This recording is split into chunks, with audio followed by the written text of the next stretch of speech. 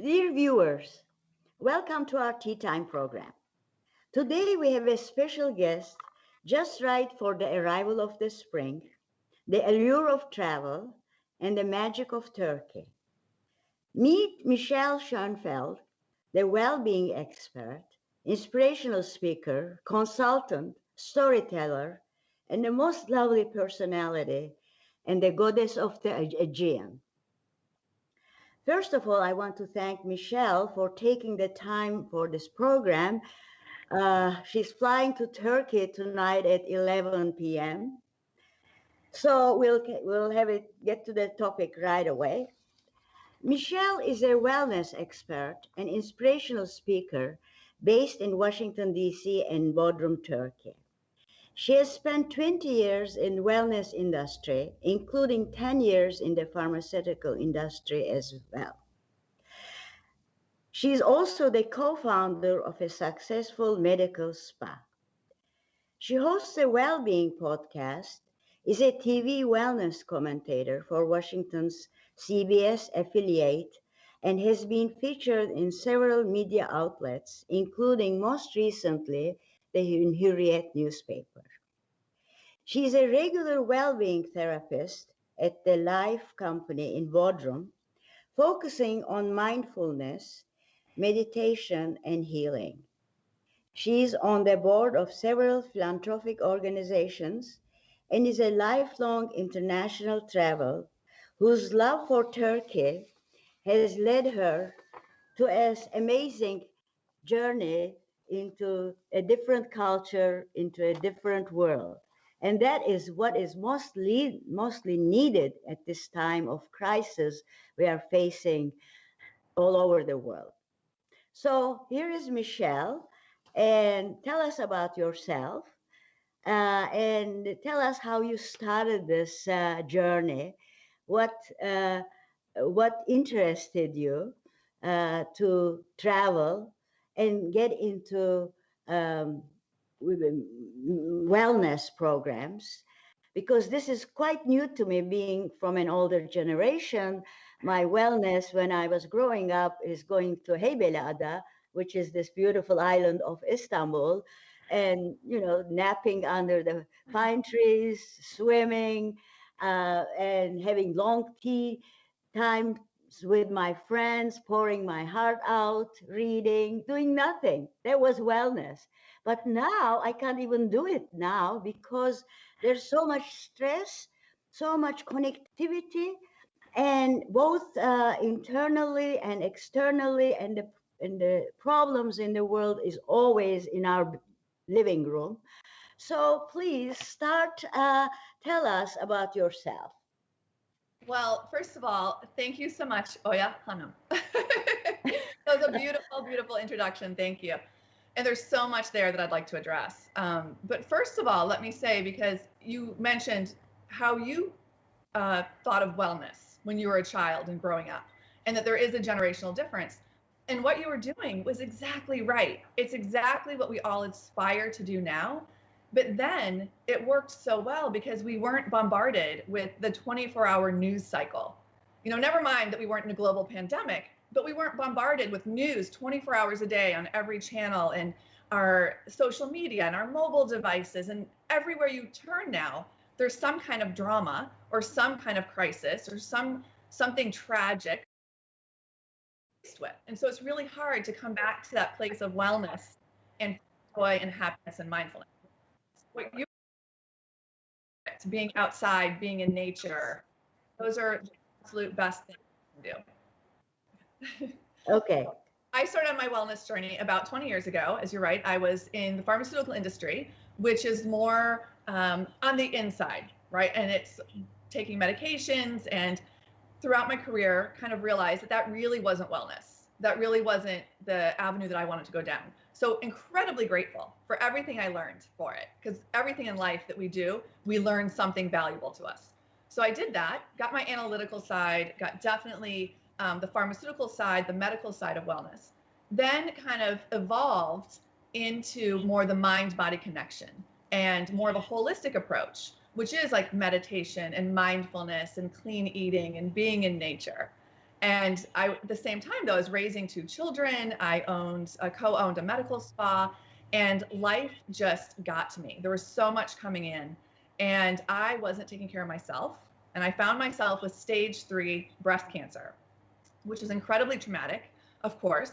And I fought my breast cancer for about 2 years. And it was during that time period that I really wanted to delve into what else is there out there to heal.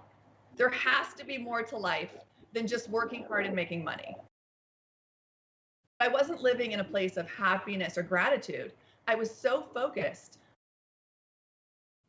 on the next thing I could achieve, the next thing I could buy, the bigger house, the nicer car, more vacations, better things for my children.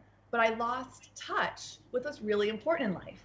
And that's love and respect and feeling connected to yourself and your soul, to God, the universe, whatever you're comfortable with. That feeling of connection that brings us joy. So through my cancer, I was kind of given a timeout in life because I couldn't do a lot. I read, I took courses, I researched, tried different things. And that led me to, I can't wait to travel again, because I wasn't allowed to travel for about 2 years. And during that time, I really decided it was India or Turkey. My grandfather had very strong connections to both. And I had just seen Turkey throughout my life as being the most like magical, mystical, almost like living in an exotic James Bond movie. I can't even explain all the feelings I had about Turkey, but I'd never seen it for myself. So the minute that my doctors gave me the okay to travel, I bought a ticket to Turkey. And I called all my friends who knew something about Turkey, whether they're American or Turkish, and said, I'm ready. Anybody over the years who said, oh, if you ever go to Istanbul or if you ever go to Bodrum, look my friend up. Well, I did. I contacted everybody I knew, and I went to Istanbul, stayed at a beautiful hotel right on the Bosphorus, flew in at night, basically didn't know where I was, came out in the morning, saw the windows overlooking the Bosphorus, and just stood there. And like, I'm getting goosebumps talking about it right now, because I'm looking going, this is the body of water that separates Asia from Europe. And this is where history, things I've read about and heard about for hundreds, thousands of years, I'm standing on the exact that people have stood on and lived on and prayed on and eaten on and raised their children on for thousands of years. And being an American, we just don't have that kind of history as Americans. Of course, there's a long history to our continent, but we don't have the history as Americans. So I just jumped into the Turkish culture and just soaked it up, whether it was the Hagia Sophia or the Blue Mosque or walking through the opulent Nishantashchu or going to the Grand Bazaar or just the little side streets with people sitting there having their chai, and just fell in love with it. And then from there, and again, it was the same thing, flew in at night, and Bodrum, I'm sure everybody listening to this knows about Bodrum, but in case somebody doesn't, Bodrum is such a beautiful peninsula in sea, and it's all mountainous meets the sea. So I fly in at night, I'm in Gümüşlü of Bodrum, wake up in the morning, eyes, see the Aegean, see the mountains. I just felt connected to something bigger than me. And that was it. It started my love story with Turkey, because I feel like there's so much healing energy there that it's going to be the new wellness, well-being mecca of the world. There's detox centers, cleansing centers, yoga retreats, kind people. I am a visiting therapist with the Life Co there, doing mindfulness and meditation and healing your life and letting you release the past to welcome new, all sorts of modalities in wellness. And everybody I've come across, I've just loved. And then I found myself in lockdown, right, during the pandemic last year. I was supposed to go to teach a retreat in February. And then when everything closed, I got stuck there, gratefully, in the little village of Türkbuku. And instead of being there for 4 to 5 weeks, I ended up being there for 5.5 months. And as you know, and I'm sure a lot of the viewers know, I do feel like Turkey did so many things well when it came to the pandemic initially. They locked down, no flights domestically or internationally, and you couldn't even travel between the provinces. stayed in. You weren't walking on the street. You weren't socializing. Well, I was really lucky that I shared a garden with an older village family, and they didn't speak any English. They've lived there for generations. They have chickens in their yard, and they are the kindest, most beautiful people. Were bringing me food. Once I happen to be a plant-based diet. I'm vegan.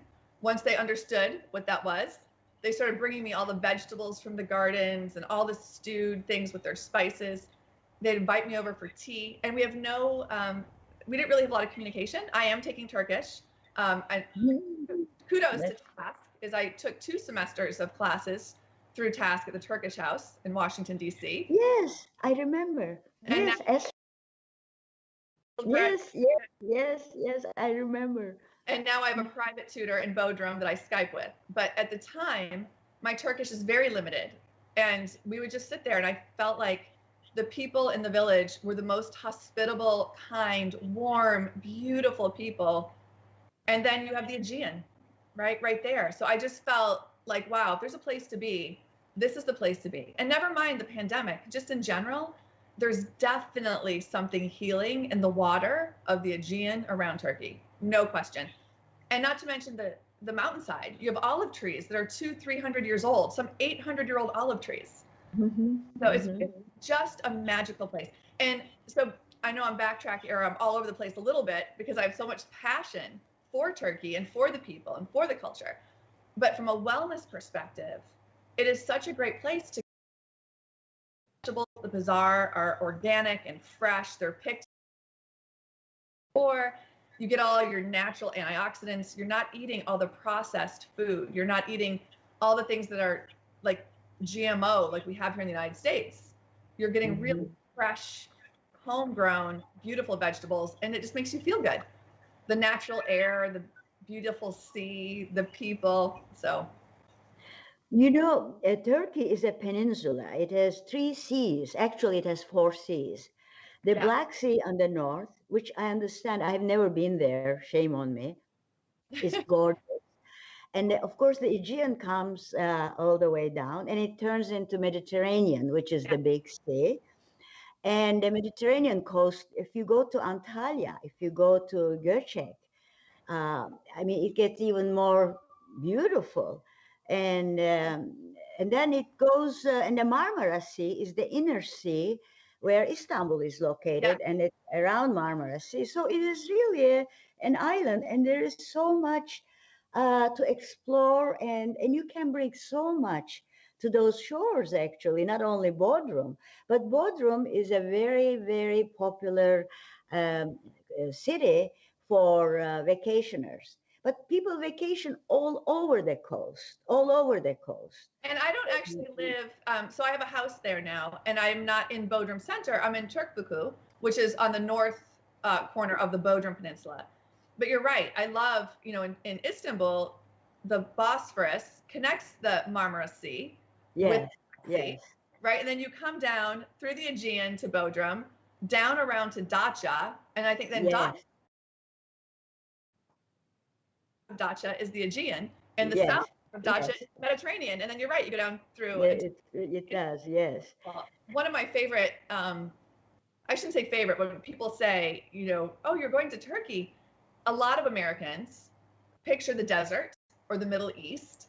And of course, Eastern Turkey has some of that, of course, but there's so much more to it. Like, people don't realize you have the most amazing tropical orchards of mandarins and oranges, pomegranates in the fall just line the streets.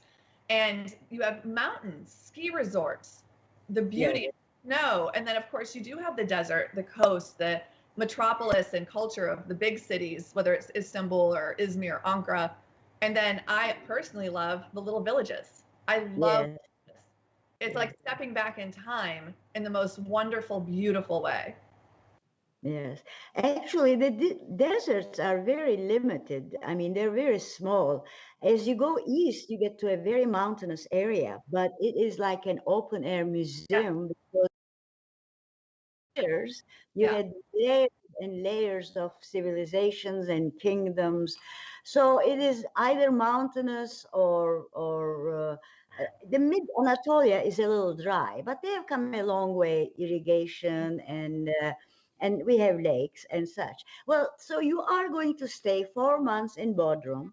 Yes. And what are your plans there? You'll be teaching wellness sessions. I may be doing a wellness retreat. It just depends on how things open up, since we still are in the pandemic, unfortunately. It depends UK and travel is.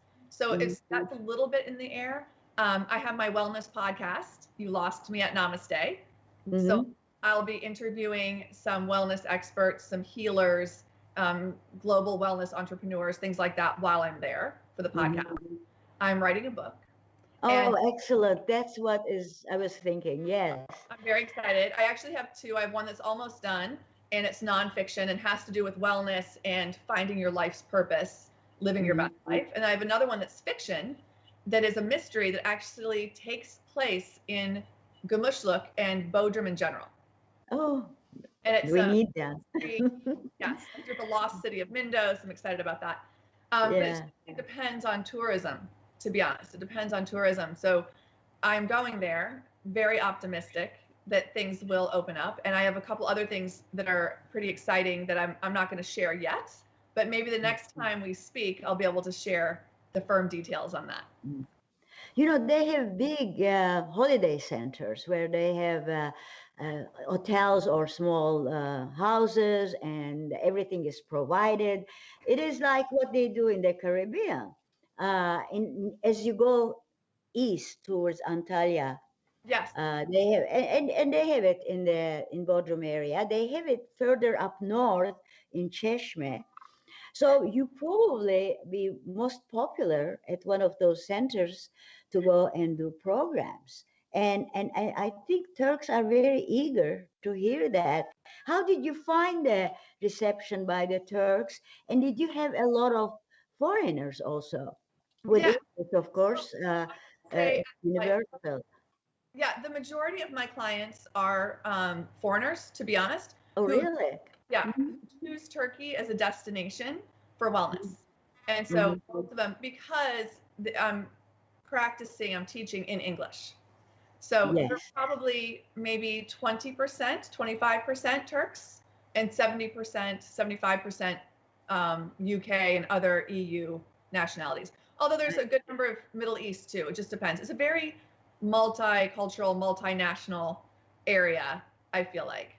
So you get Russians too. You get Israel tourists speak English. I don't know about the Russians, but Russian, to be honest, I'm not sure why. I'm not sure if their focus on wellness is different or if they choose to go somewhere else, but definitely a lot of like Dubai, that area of the world, and a lot of EU, UK for sure, because there's direct flights into the area. Right.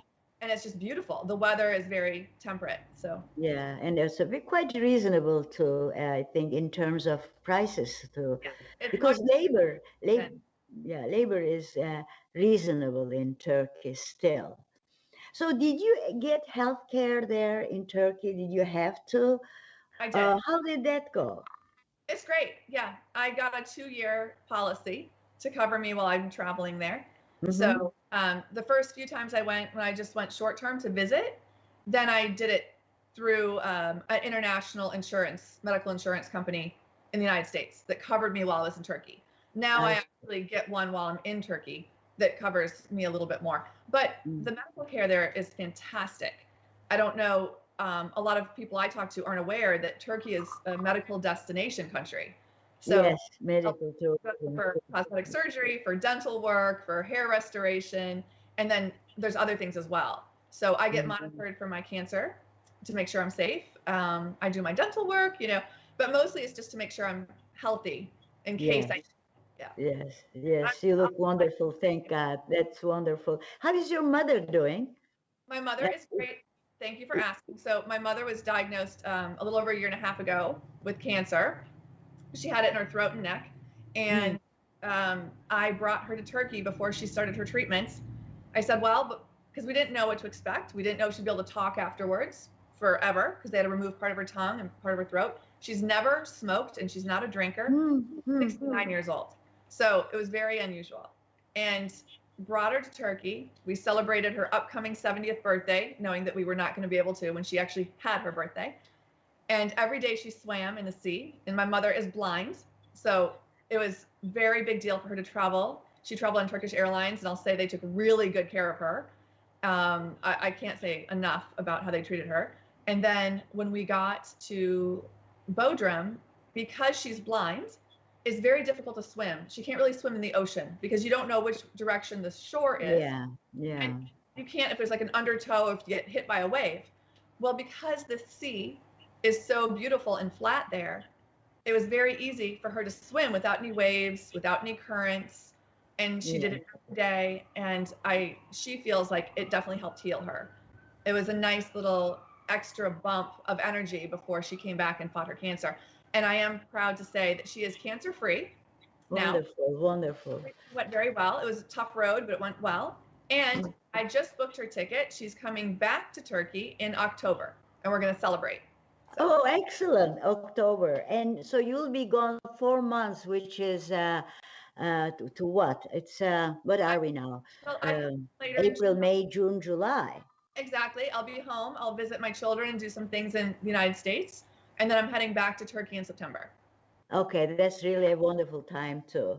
You know, a lot of Istanbul people stayed in Bodrum. We have homes in Bodrum during winter now. And apparently winter is very lovely too. It's beautiful. Well, this is really, I really want to thank Sevil here, who was wonderful to introduce you to us. Yes. Sevil from THY. And she's really a permanent ambassador of Turkey. A wonderful person. We met what about a White House Correspondents event in the United States, and then I ended up speaking for Turkish Airlines at their corporate club global conference on traveler happiness and wellness. And and so that's how Sevil and I connected on the wellness front and wellness travel.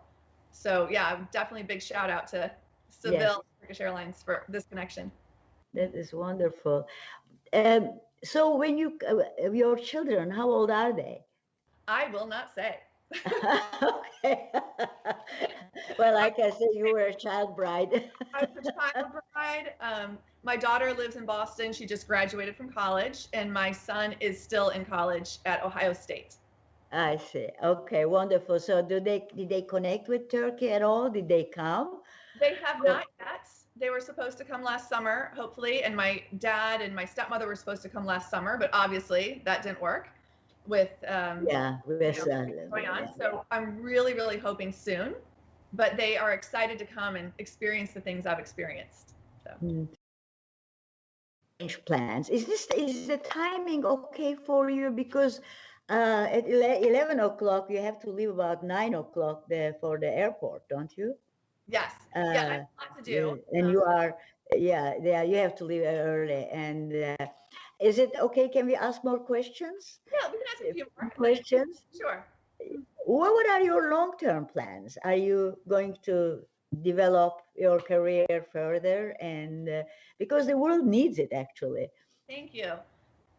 Well, the majority of what I do, like what my passion, right, what sets my soul on fire is public speaking and motivational speaking. And I like to do that on wellness and finding your life purpose and just how to connect to joy and happiness. But because there aren't big conferences right now, and there's not a lot of work for public speakers, because I like a stage, that's my preference, is to be on a stage in person. Mm-hmm. So I'm pivoting a little bit and just spending more time on my podcast, more time writing. Yes. But my long-term goal would be to get back into the motivational speaking on traveler wellness and joy. I love wellness. There are so many things out there that we're not taught as children and that we're just not taught in school that I like to help share with people. And it's not as hard as you think. There's just little things you can do to improve your life and make you feel better every day. And of course we want to travel and we want to experience. So I really would like to bring Turkey to my fellow Americans. I would like to bring them to Turkey and experience the wellness that there is there. I just feel so passionately about it. So Yeah, I will share hopefully on our next show. I do have something coming. So I just don't want to share it until I have the paper. Okay. Yeah. Anyway, when people have person-to-person connections, it's hard to be enemies, really. I mean, I'm very involved with the political issues, and there are some ethnic groups who are very nasty to us. But I have so many friends from that ethnic group, so I cannot get out and curse them. Right. You know, it is. If I write something negative, I apologize to my friends, Armenian friends in Turkey, which I have many. Same with other ethnic groups who are, you know, politically it's one face, but when you come to person relations, it's another face, and it softens you up. And so tourism is really, tourism and business is really way to peace. That is. Yeah. To see that we're all human, we're all created equal. And when you have that connection, when you travel to a foreign place and somebody invites you in for tea or has a conversation with you on a meaningful level, it makes you realize, just kind of like disarms you to whatever your pre-existing, you know, impression was. I like to go everywhere with an open mind. And it seems like you do too, but a lot of people don't. A lot of people don't, because they've been bombarded with the media or bombarded like things that their parents said or their grandparents said. My parents are baby boomers. Their parents were World War II generation, right? So there's, as American, there's those kind of things. Yes, we all have. Germany did in World War II. Like, this is horrible what Germany did and everything that happened. Meanwhile, my dad's family were German immigrants. Schoenfeld, yes, I like your last name. Thank you. And, you know, my mom's family, States, you know, direct descendant from the Mayflower. So her family's been here as long as it can. But you just don't know other areas, right? You just don't know. Unless you personally know somebody who's Turkish or personally know somebody who is, I don't know, French or from Dubai or wherever, it's hard to know the culture. So you're right, tourism, to go and immerse yourself. And it's easy too. I think Turkey is such an easy place to travel. You have huge national airports. It's very easy to navigate. The people are just kind and friendly. I feel like it's has that Mediterranean warm vibe that you get in Italy or Greece, or, you know, I really, really enjoy that, but with its own, of course, unique culture. So, yeah. Well, of course, Americans are very tolerant and open-minded compared to the rest of the world, I think. I came here in 1960 as a Turk, as a Muslim, which I'm not a very religious person, but I had nothing but good vibes. I advanced in my career. I'm a biochemist, and nothing stopped. If you did the work, if you are decent and nice and honest, you moved on. And that is so precious, I think. And that's what makes US such a great country, because it's your worth, your own work that brings you up there, not what family you come for, not this, not that, not nationality or religion or anything. So I find it very, I still find it very refreshing in spite of all the things we hear. History is like that, and things are being corrected, and things are moving to better. My children went to a school that was very, very ethnically diverse in a suburb of Washington, D.C. And my son just came home this past weekend, and we were talking a little bit about this show, and we were also talking about some of his friends catching up on how they're doing. And we started like, wow, okay, this friend, their family are immigrants from Korea, and this friend are immigrants from Thailand, and this friend, right? And all of these children that he grew up with, whose either parents or grandparents immigrated to the United States from another country and literally had the American dream, like literally worked hard, did well, have, you know, beautiful homes and wonderful lives that they felt they couldn't do in their country for whatever reason. They came here and succeeded and felt good. And that is the beautiful side of America. The beautiful side is when people do get along, you know, and do have tolerant outlooks. But it's a big country. So there's there's pockets of problems everywhere, like any country. So, Yeah, well, it is really unprecedented what U.S. has done, getting people from all over the world. I mean, that is the basic foundation. Actually, Ottoman Empire was the prototype because there were ethnic groups from all over. I mean, expanded from almost India to northern Africa to Vienna to Persia. So it did, when Ottoman Empire broke down, almost 30 nations were formed from all the ethnic groups that were in the empire. And the empire really, all it cared, uh, didn't impose on them. All they wanted is the tax money. And they left the people for their religion and their culture and their schools. Today in Istanbul, we have schools for every ethnic community and their newspapers. So it is almost the prototype, I think, without being planned, of what US did, and US did it deliberately to attract people from all over the world. And that's where the innovation is. That's where the progress is. You know, unfortunately, Europe is a little stagnant in terms of innovation and jumping. I mean, in the technological area. Anyway, I can talk all day and make you miss your plane. So,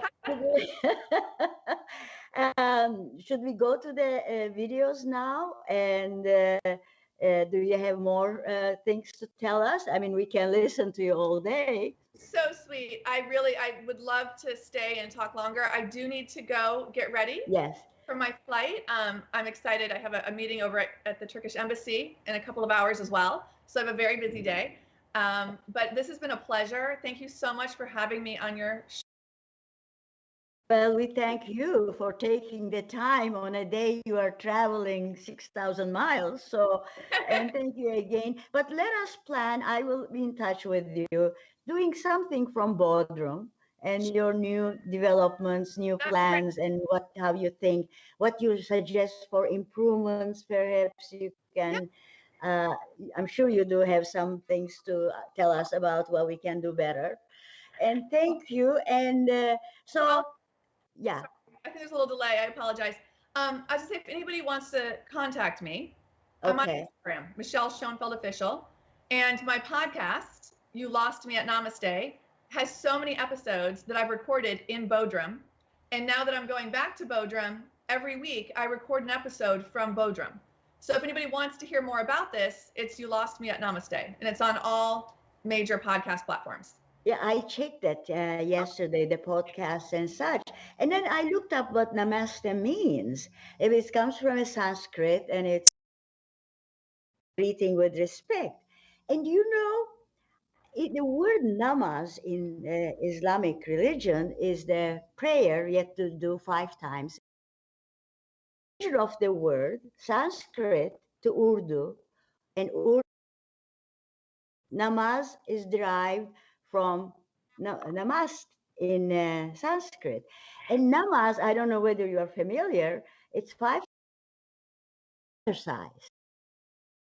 You are praying, you are alone, you are meditating,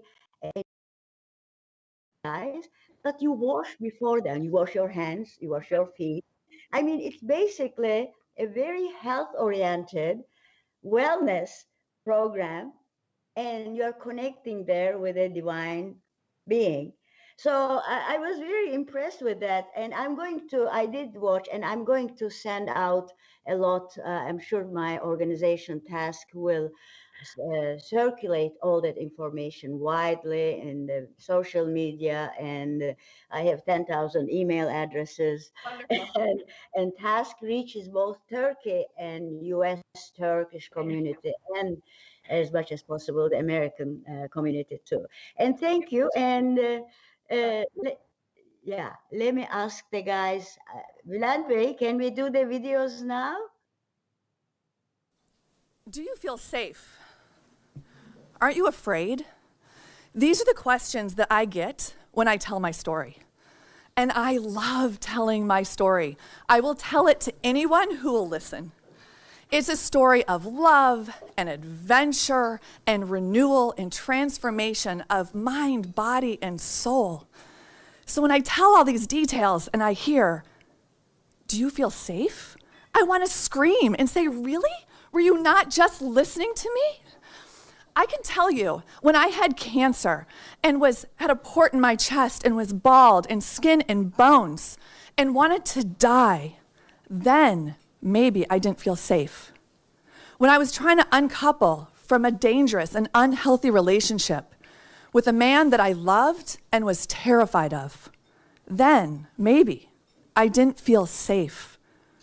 Or when I had given up my identity and sold my soul for the lifestyle I was in and didn't know how to ask for help, maybe then I didn't feel safe.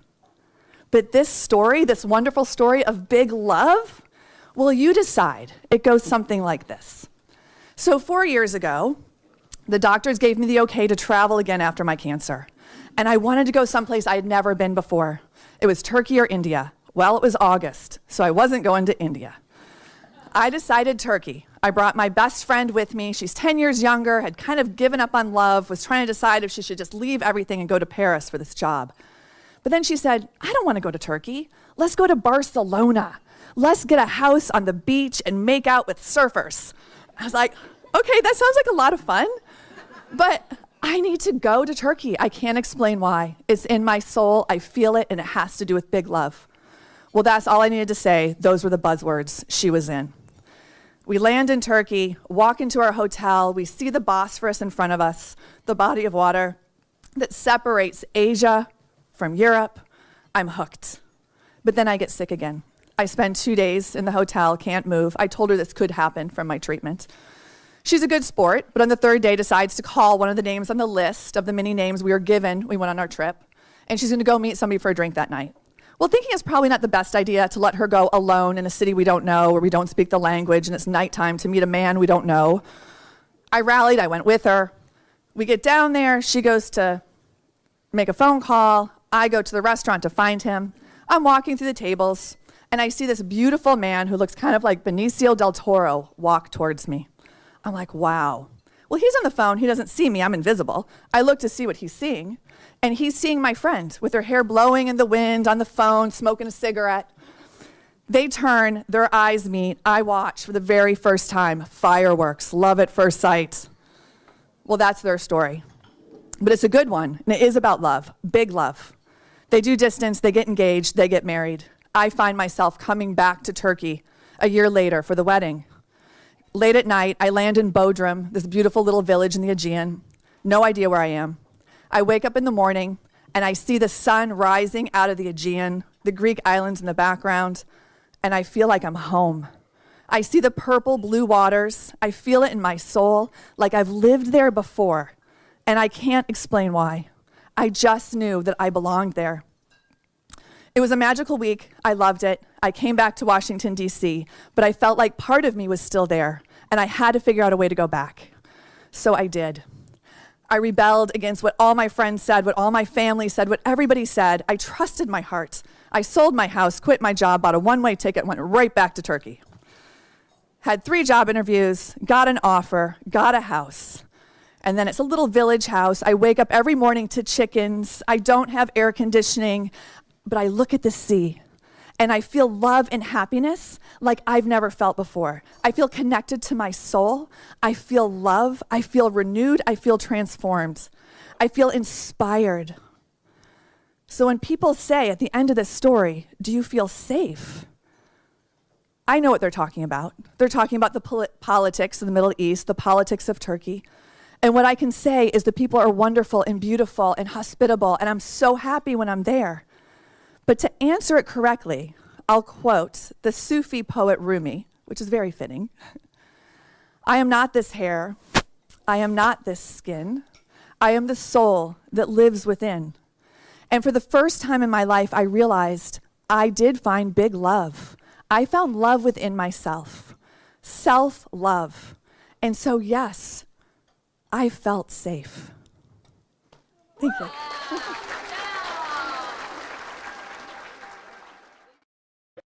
Wonderful.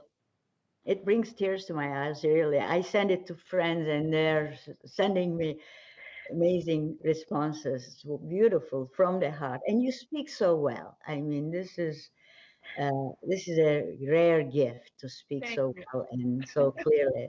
So yeah. I need to go. Okay.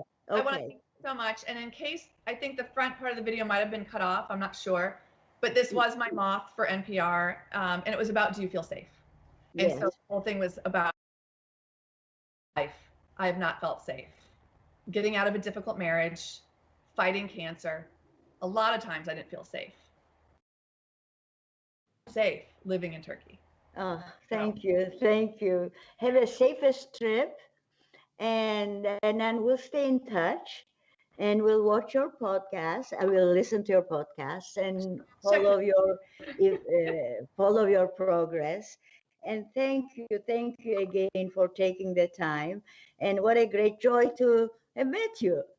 We are very happy. We're very happy. Yeah. We'll edit and we'll put the video properly. I mean the whole Wonderful. thing. Whole thing. All right. Thank you. Have a great day. And until next time. Yes. We'll stay in touch. I will. Yeah, that will be good. I'll stay in touch with you personally as well. Okay. All right. Okay. See you later. Great. Goodbye. Thank you. Bye-bye.